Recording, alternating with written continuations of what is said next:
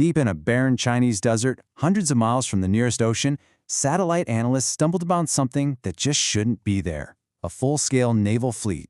Today, we're diving into what this Phantom Navy is all about and what it's telling the world. So, this is the big question, right? Why on earth is China building massive, life-size warships in the middle of the Taklamakan desert? We're talking hundreds of miles from any ocean. It's a truly bizarre sight, and you have to believe it was meant to be seen. And that's exactly the point. Back in March 2025, the U.S. Naval Institute was the first to publish these satellite pictures, and their take was simple. This was no accident. This is a message, loud and clear. The real question is, what's it saying? To really get that message, first we need to wrap our heads around just how wild this discovery is. I mean, we're talking about ships in one of the most desolate places on the planet. Okay, so the images don't just show one ship. We're talking about an entire mock naval fleet, and even a fake naval port, a huge military complex just sitting in a sea of sand. And its location? Definitely not random. This whole setup is just 250 kilometers from the line of actual control, which is that heavily fortified, very tense border with India. But here's what's really telling. It's the specific ships China decided to copy. These are not random choices. There's a full-size replica of a Ford-class carrier. That's the U.S. Navy's absolute latest and greatest. There's a perfect, to-the-rivet copy of an Arleigh Burke-class destroyer and a half-size model of a Nimitz-class carrier. Now, what do these ships have in common? Well, they happen to be the crown jewels of the U.S. 7th Fleet. You know, the very same fleet that operates in the South China Sea. Coincidence? Probably not. So, what is going on here? Well, the first theory taps into a classic page from the Chinese military playbook: the art of deception. And this strategy goes back literally thousands of years. Just look at the Battle of Maling. The legendary strategist Sun Bin was facing a much bigger army. So what did he do? He created an illusion. Each night, he ordered his army to light fewer and fewer campfires, making it look like his forces were deserting and falling apart. The enemy bought it, hook, line, and sinker. They chased what they thought was a broken army right into a perfectly set trap. It was a total victory, won not with brute force, but with a clever illusion. And this isn't just some ancient tactic. Fast forward to World War II, the Allies had something called the Ghost Army. This was a whole unit of artists and engineers using inflatable tanks and phony radio signals to trick the Germans about where the D-Day landings would happen. And it worked like a charm.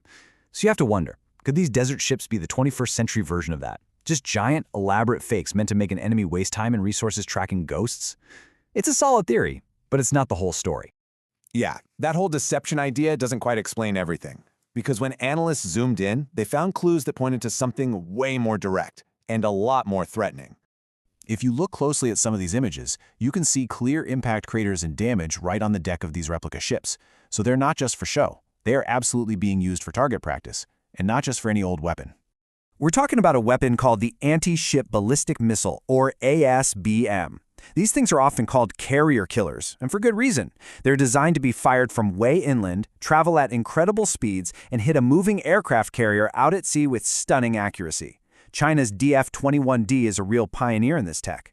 Now, you can't really test these in the open ocean without giving away all your secrets, but a desert, that's the perfect private laboratory.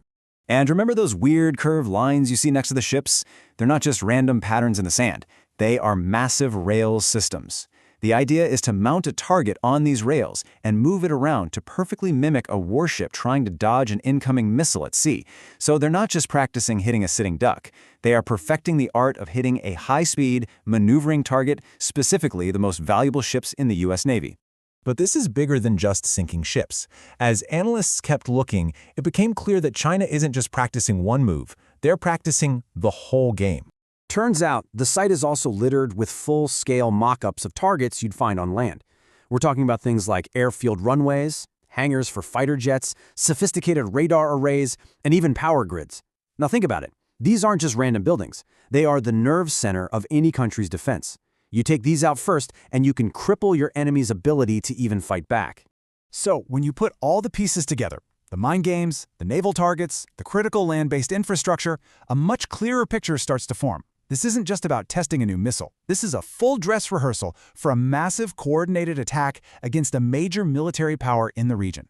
And while the replica U.S. carriers are what's grabbing the headlines, the analysis makes it very clear that this warning is also being aimed much closer to home. You see, this isn't even the first time China has built something like this. Over in its Xinjiang province, China built a massive 2-scale terrain model of Oxide Chin. That's a huge, disputed territory with India. And they built it specifically for military drills and war rehearsals. This shows a long-term, very focused preparation for a potential conflict on its southern border. And the prep work is getting seriously high-tech. The sources we're looking at cite reports that China has deployed as many as 88 armed robotic soldiers near the Ladakh border region. Let that sink in for a second.